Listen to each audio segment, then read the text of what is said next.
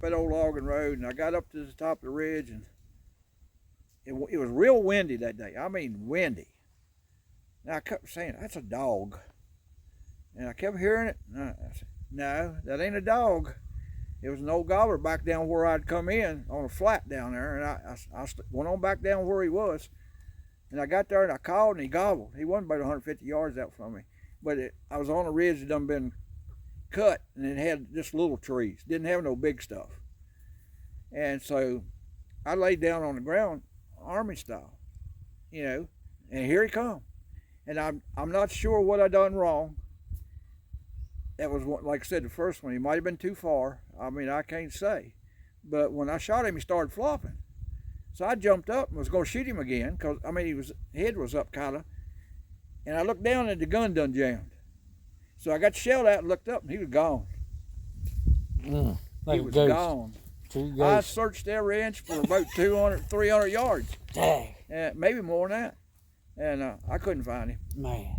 And that was, but I killed one 2 weeks later. Made up off the same ridge. I don't know why that is, but these things, you could hunt forever. And it took me years and years to get to where one gets away like that, where I get over it. It seems like now it's not so hard. When I was younger, it just tore me up. Now it's like, you got to realize you hate it, but yeah, it's just you part don't of know hunting. what happened to the bird. I'm afraid they died or whatever. Yeah, and that's what I think. That shows you really care, because you're like, man, what happened to? I don't want him to suffer or something. What? It's just part of hunting. I had several times. I shot one time and he took off flying. Yeah. And I said, well, dang. And all of a sudden, on the next ridge over where he landed, crash. Right. So I went over. He was there. Of all the turkeys I could see you hunting, I wouldn't want to fly by you, because I've seen you shoot at flying stuff. You deadly. You can't hit him standing still, but you can hit a gnat 100 yards. Well, I've watched you on them geese. My gosh. I got 9. Yeah. The first day of goose season. So I ain't been since, but yeah. Yeah, you and Chris both, because y'all, I mean, it's just how y'all grew up. Y'all hunted ducks and stuff. Mike's the one that got us started. Yeah. I mean, Y'all both, y'all can shoot some stuff flying. My goodness. But, yeah, I mean, I've got a lot of quickies. A lot of them, like I said, several states took years. Right. So you just don't know. Yeah. I mean, it's always location. I don't care what, you got to have birds too. Yeah. I mean, Rhode Island on the public land up there, man, it ain't much. You don't see a whole lot. Yeah. It's population. Oh, yeah. Population's our worst enemy. People. But see, you can buy an old counter there. Yeah. I'm saying people taking up the ground. It took me 8 years to get my Arizona gold permit. 8 years. And all the permits out there, the others are a little easier, but that one's tough. And I wasn't going to Mexico. You made that. You know how that is now. Reading the news with the cartel stuff and everything. Yeah, I'm telling you. I always had that. They wouldn't let me carry a machine gun, so I ain't going. I always had that. I wanted to go after one of them oscillated too, and even checked in on it, because they provide your ammo and everything. You show up. But well, I had that lined up. Yeah. We were going. That's the one. Is that the one you tried to get me to buy into? I can't remember. You decided not to go. I know. It was the year COVID hit. Right. That was. You asked me if I wanted to go. And it cut me out. Everybody actually, there wasn't much going on. I killed everything. To get there, last 2 or 3 years, you had to have all the COVID shots and all that crap. I ain't took no COVID shots. Yeah. You ain't had none of it, have you? I ain't taken one. Right. You seen what's happened. You found out. Yeah. Causes heart problems. No, I just don't believe it. I think all that was pushed on us at a certain time for a certain reason, and I'm not going to get into that. Right. No, that's, yeah. When they finally went down there here last year, I think it was last year. I think on that COVID deal, I think we jumped way out in the far above ourselves, and I don't know if it was out of caution. The government jumped out over caution. Everybody needs to think about this. Yeah. All right. Yes, it was bad on people that had other problems. Yeah. All right. Well, I had all these problems. Yeah. Everybody in the families had COVID except me and my wife. Right. Huh. And we didn't take no shots. Right. And I know I got problems. I got a heart and kidney and whatever. Yeah. I mean, diabetic and overweight. All right. And all that kind of stuff. But anyway, you get me started on that, we won't get no hunting. Oh, I know. That's all about politics. That was in any life, if God wants you, He'll take you. they're all COVID deaths, and there's not no. Of course, a lot of people died from the flu before that hit. Right, So that tell you, yeah. I'm not getting into that. I just don't. I don't know if it was some of it was revenue back, just trying to It is. jump in to They sell had something. money invested in the pharmacy, so Yeah, I'm sorry. All right. Now for those y'all, we're sitting out here, and I'm in this is Jimmy's driveway. And he owns across the road you see in the camera and everything. We're not in his house. And I've seen inside there, and it looks like a taxidermist outfit because he's hunted a lot of animals. The only thing I ain't got's a moose. He ain't got a moose or grizzly. Huh? You got a grizzly. No, I got some black bear. You got a black bear. But the I know. only reason I killed one of them was I had a hunt set up for Vermont. There was actually an outfitter up there. He was a deputy sheriff. Right. And he got me to come up. We was going turkey hunt that spring. And I had a hunting permit. And my mama got sick with cancer. And so I didn't go. But she passed away that summer. And then he told me I could come up and bear hunt. I said, all right, well, why not? I got a permit. All I got to do is buy a bear stamp. And I got up there, and he sent me out to the stand around 11 o'clock. I killed a bear at 12. Huh. And the bear weighed about 300 pounds. I got him in there, half of him on the wall. All right. And that bear had no fat. None. None. 300 pounds of muscle. Yeah. And I don't know how he was going to make it through the winter. I mean, this was fall hunt. All right. So I don't...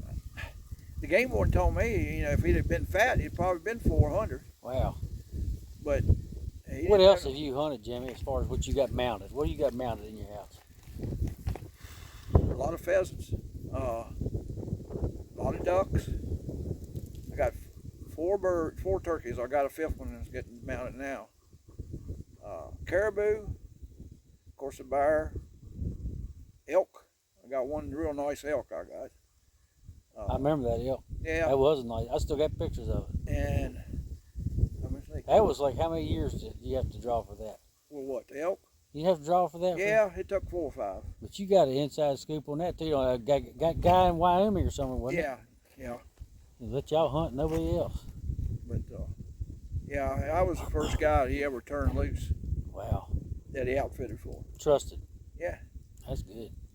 Yeah, he just.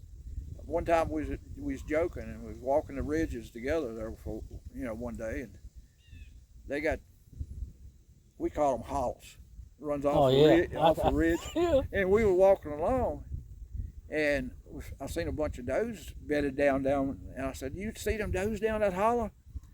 And he looked at me and said, "Yeah, I see them." We got through hunting. He says, "I didn't know what you wanted me to do." I said, "What do you mean?" He said, "We call them draws." And he said, "I didn't know what you meant for me to holler at them deer." Or what? Yeah, he had his old southern boys. He finally, but we had a couple guys in there supposed to have been expert marksmen from New York. He said he wasn't taking nobody else from New York. Wow. They ruined his, no. Really? They were bad. Yeah. You got a lot of them here too. That's a lot of that everywhere. Guys go shoot. But the first thing I killed with him was an antelope, and it was about 300 yards. And he said we was eating lunch. What deer did you use on that elk? What gun did you use on that elk? 7mm. 7mm or Magnum? Was it a Magnum? Was a. Or just 7mm or 7mm Remington? Was it a Magnum? Yeah. Remington Magnum. That's Seiko. Seiko. Okay. Weighs about 800 pounds.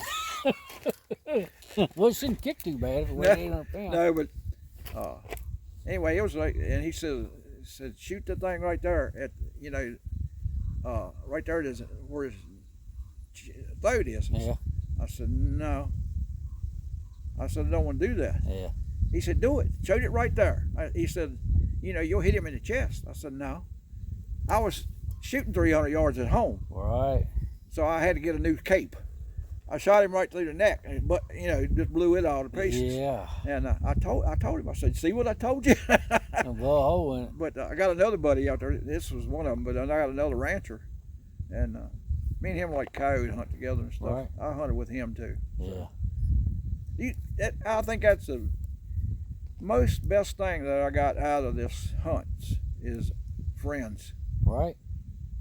I mean, there is people out there that are very, very nice. Yeah. Of course, you got some of them that ain't. Right. But yeah, you got somebody that tries to help you out, like Kenson in Nevada, and Right. of course, and Wisconsin boy. And, Yeah. I mean, they're there. I got a Pennsylvania guy up there. He's kin to one of the boys I used to work with. It was his uncle. He's still living. And we went out and I killed one. The first one I got there was on a wildlife management area. Guys everywhere. And I got a bird, and he took me and dropped me off at a place, a wildlife management area. And he said, I'll pick you up, 12 o'clock. He said, follow this road back and you can go, wherever it is. You ain't gonna get off of it. All right. He said it was that big. So I went back and I kept walking and I got across the creek where I hadn't seen nobody for a little while. There was guys in there. All right. And I hadn't seen nobody for a while, and I finally killed one coming off that ridge. I was carrying it back out, sitting there waiting on him when he got back. But the last time I went up there, I killed two birds, one day and one the next, off of wildlife management area. Mm. And it wasn't more than a mile back in there. He dropped me off at an old strip mine road. Now, he said, walk out here and you can hunt that whole hollow. I said, okay. But I got out there at the edge of where the tree started, and I said, well, I'm going to sit right here, stay right here until it got daylight. And I was sitting there, and back across the road, and where I come in, there was 5 gobblers gobbling right off the road. Man. And I said, dang. That'll ruin you. And then on up the ridge, That'll spoil you anyway. another 200 or 300 yards, there was another 2 or 3 gobbling. I said, the bird's right here. Why was everybody going? I seen cars and stuff going back the road, and I was set up probably within 100 yards of the road. All right. And so I sat there. They kept gobbling and gobbling, and I called, and they finally hit the ground. It was, wasn't maybe 20 minutes after daylight. And I heard 3 of them going up the ridge toward the other gobblers. I said, well, maybe they went off. And I called some more and called some more. And all of a sudden, here come 3 gobblers walking out the road I walked in on, walking right at me. So I picked out one of them and killed him. It was might have been 8 o'clock. So I had to sit there until 12 till he picked me up. Yeah, he was hunting somewhere else. You just had time to reflect, didn't you? Yeah. But I watched people come through, going. But about 8:30, I heard one gobble down the hollow from where I was sitting. All right. It was off maybe 200 yards. And I was sitting there and gobbled again. He was about 150 yards. I said, that there bird's coming up. I didn't call him. All right. And just doing his thing. He come up, and I seen a bird. He kind of finally quit, wasn't gobbling, but coming up the edge of the woods, up at a grass out of that clear cut. Strip mine. He was feeding along, and I couldn't tell what it was. He got up about 30 yards, and he stood up and had a big ass beard. I said, "Damn, can't shoot him." Right. Couldn't shoot him. So he come up there a little bit, and then here come a truck in on the road. I mean, you could see it. The road wasn't 100 yards. And he stopped. He stood there for a little bit. And then he run back down in the woods, and he stopped about maybe another 25, 30 yards. And he turned around and was watching the truck. They got out the truck, started calling like some dumbass. Right. He just walked on down the ridge. I mean, he could see them. Yeah. And so anyway, next day I went back and I set up in the same spot. I said, there's so many birds right here. I said, why should I go anywhere? And I started calling again. One gobbled across the road. The rest of them had done shut up. I mean, it was the day they wasn't gobbling. And that one bird, he gobbled, gobble, gobble. It's like there was a parking lot over it. I thought it actually sounded like he was in it. Wow. And after a little bit, he quit.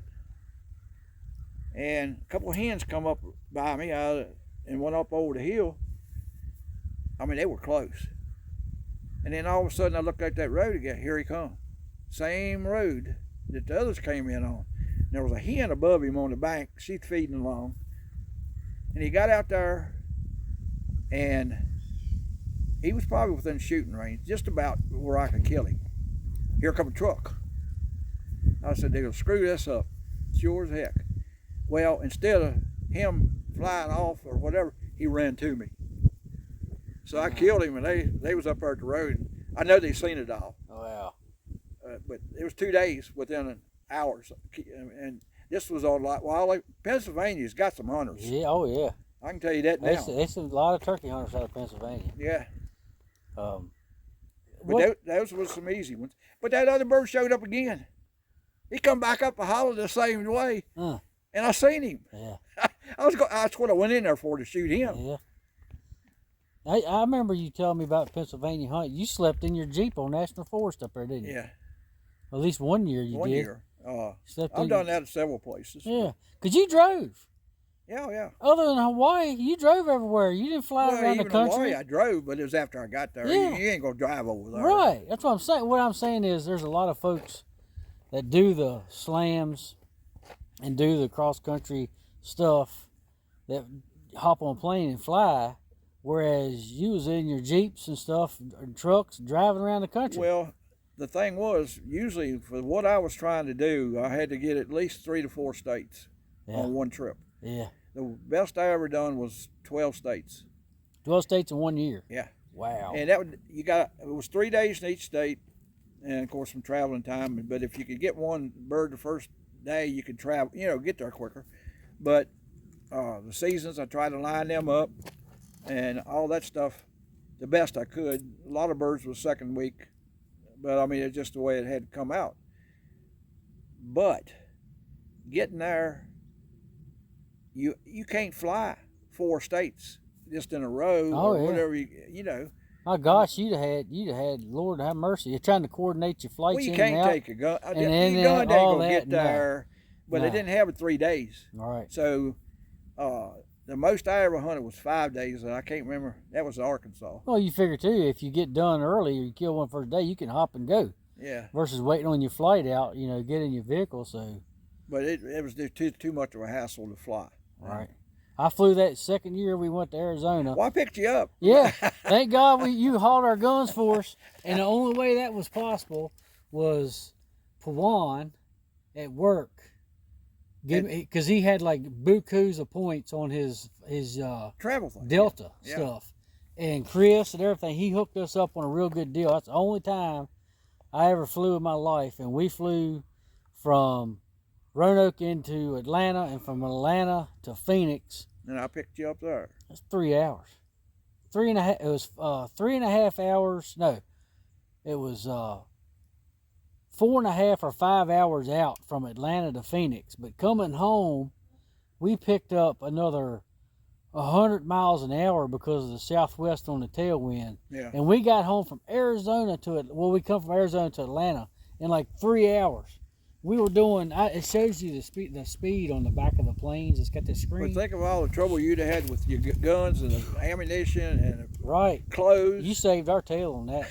Not trying to coordinate all that stuff. And when you left out of there, I was like, that's the best way. That worked out perfect because it wouldn't happen any other way. Well, I hunted somewhere else before I got there. Yeah, you had to. Yeah, because you had that other stuff set up on that state. And something else I don't think a lot of people know, other than local. While you were trying to finish this, you were doing your thing, and I want to say it was it the first year or the second year we went to Arizona when you had your accident in that tree with that tree stand? That was the first time I hunted Arizona. You tell them about that. Yeah, I was working on a tree stand here behind my house, and I was preaching out is you need a safety rope going up and down the ladder because the ladder strap on the top broke and kicked me out. All right. And it was about 18 feet. Whew. And I hit the ground, almost knocked me out. I rolled over. I had a cell phone in my pocket. The old lady and the kids finally got me to carrying one, and after years. And I actually called my wife first because she just had left a few hours before that to go to Roanoke to babysit my grandson. She'd have been up there 3 days. And I called her up and I said, "Hon," I said, "I don't want you to be really worried because I called you before I did anybody else. I just fell out the tree down here and broke my back." And the reason I knew that is I hit the ground and how you kind of roll over to push to get up. I knew it as soon as I pushed, it was broke. And so I got a scar about a foot long up my back. The bottom four are tied together. That didn't help me with my weight. I mean, that's why I'm so big and exercises. I can't get around. Yeah. But that's been about 12, 15 years ago. So. Well. But it was on that. It was a year before I killed my first bird in Arizona. Okay, so that was the fall of 2011. Yeah. Fall of 2011. Because I remember, I was like, oh my gosh, because we had already planned that spring. And you done that, and I was like, well, if it don't happen, it don't happen. You know, you got to get better. You got to heal up. I was back working 3 months. Yeah, and you was working and done broke your back. You was back to work in 3 months. And that was like a day or two before the first day of bow season. Because I remember. I was hunting with a rifle.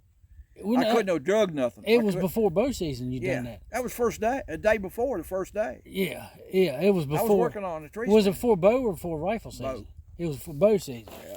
And you did that, and then it wasn't, 6 months later after breaking your back, me and you drive to Missouri and hunt, then drive to Arizona and hunt, and you get your first bird in Arizona after breaking your back 6 months before that. Yeah. And I tell you right there, if that wasn't, because we hunted before that, but when you did that and I did that with you, I said, that's a whole nother level of willpower. That showed me somebody that's not real, what you call human.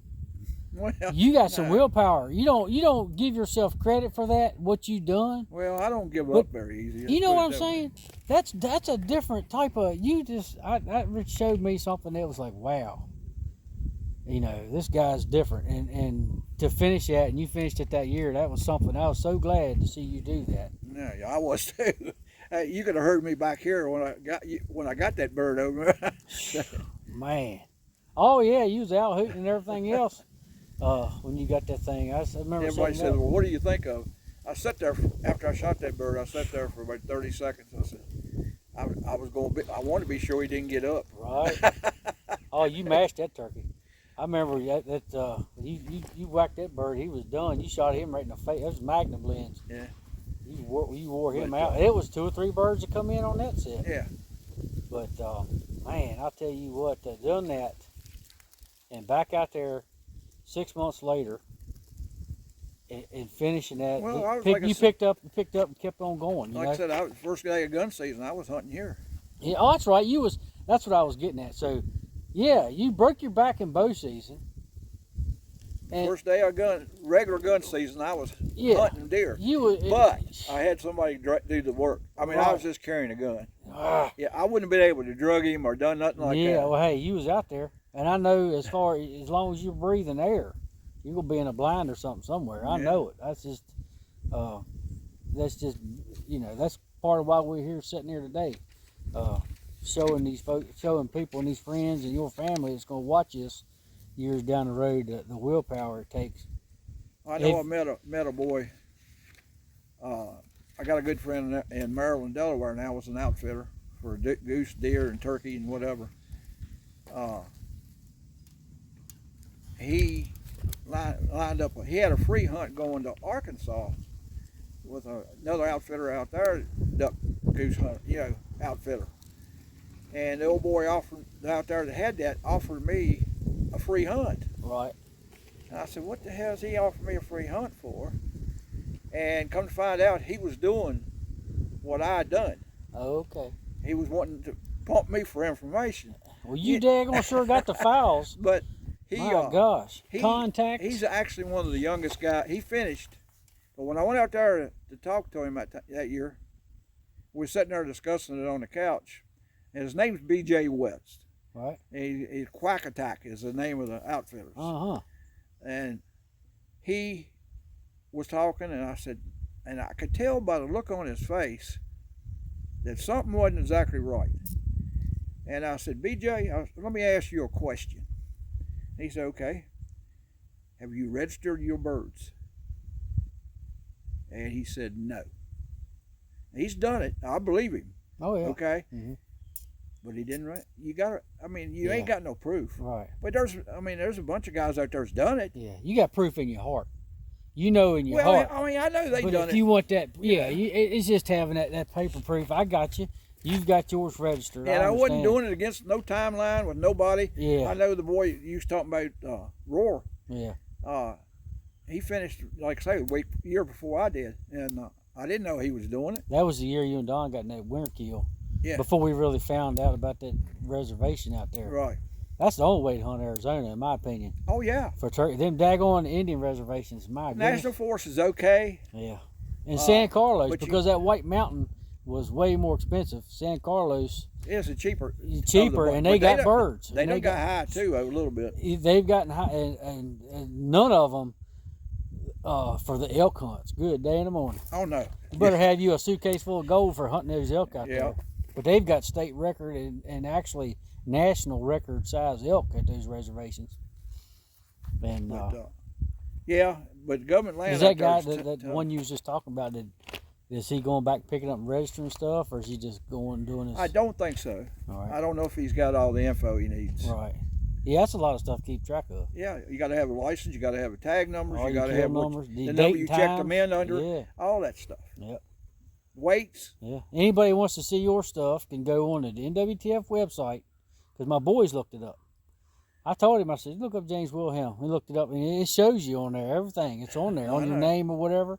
And I didn't register all my Virginia birds because what's the use? All you need is that one. Well, but I've got a couple registered, but I don't register all my birds. I got a lot of them on Virginia. I seen them But in there. Shoot, He's got to I be. registered that one I killed down in Arcadia. It had 12 and 5/8 inch beard, and that's one. I think that's the only Virginia bird I've ever registered. The rest of them's been registered in the freezer. I tagged them in and put them, but because for me, I just love to hunt and got with you and started hunting and stuff. And My granddaughter's got two registered. I don't know whether Greg does or not. I didn't ask him. yeah, I know. And I talked to a lot of people that have asked me about you, Jimmy. Well, that guy's done spent this and spent that. I said, I'll guarantee you he spent a lot of money. I said, but let me tell you something. Probably done paid that house off twice. Right. But I also tell them, I work with you for 20-some years. This was done on my vacation time. Yeah. But you's a blue-collar guy. You saved your money. You saved your money for hunting because your life has been dedicated to hunting. You wasn't out here reaching in your pocketbook. I will say this, too. I got a good wife. My hunting's mine, and she does her thing, and so she kind of on me now not to go nowhere. Yeah. But I don't mean like I said, I went to Arizona this year, and then Illinois. I went there after I got through with Arizona. Killed one there the first morning I was there. But I think a lot of people see your stuff, they think, well, that's a rich dude. No. That's one thing I try to let everybody know. Hey, he's a blue-collar guy. I did this. I started down Gala. First time I seen you had a hammer in your hand building skids for a dryer, helping them boys. I had a full-time job at Gala. I had a full-time job farming. Got 120 head of cattle. They don't feed themselves in the winter. So no, and I actually at one time was working 3 jobs to make it. So I remember you selling produce over here in Delville, to help on your gas and stuff like that. Yeah, I did it again this year. Did you really? It was just we didn't make a whole lot, but I'm glad to see that. I tell you, it's getting tough anymore to buy fresh vegetables and stuff that, yeah, but a lot of people don't do it. I mean, it's because with what they're pricing stuff out to buy stuff anymore, it's getting almost like you gotta save your own seeds. We tried, me and my brother, and greenhouses and things. Last 2 years we've had a farmers market vegetable thing. All right. And we always got sold stuff as cheap as Kroger would have it. All right. I mean, they were getting fresh stuff that wasn't picked 3 weeks ago or a month ago. All right. We didn't try to gouge everybody. All I mean, they still have that. When do they cut that off over at the farm? It's done, except for they got 2 weeks coming up for a holiday, but it's no vegetables probably. All right. We quit about 3 weeks ago ourselves, and we did sell some turnips and stuff up at. I got an auction up at Rocky Mount, to where we bought some of our stuff we didn't have, like watermelons and that kind of stuff. Yeah. As far as any new hunters, young hunters, what would be some tips if they're going to get into turkey hunting for the first time and starting to learn? What are some tips that would really help jumpstart them or get them started? Patience. And like I said, location. You gotta learn. It took me a while. I mean, I ain't saying it's not, but the only thing I did wrong to start with when I was first starting to hunt is I'd walk the old logging roads and stuff on some public, it was West Waco land then, but Right. It's paper companies who got a lot of, you pay to get on permits and stuff. And Right. but the first thing I found out that I'd done wrong is I'd be walking around calling where I knew there's birds there. Wasn't nothing answering. I could hear one gobble about a mile away. I was gone.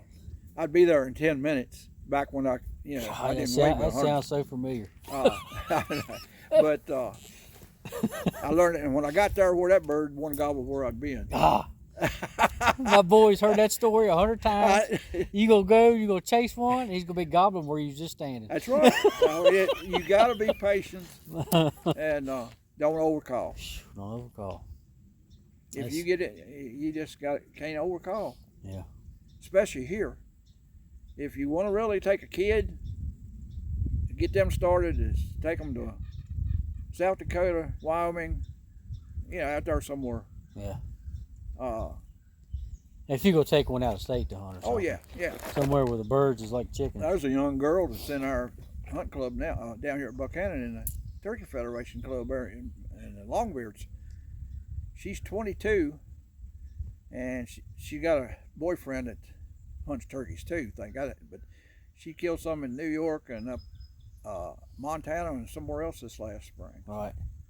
So there's a lot of girls hunting now. All right. That's good. I think it's not as much as I'd like to see. Yeah. And my granddaughter, she's working. Of course, she can't go a whole lot, but she killed one right here on my place. The first gobbler she ever killed was in the fall. And then I took her one day after I killed my birds. I took her the last day of season. She killed that bird. So it's not always that easy. Yeah. And just what you like to do, Yeah. But what you like to do. I can say that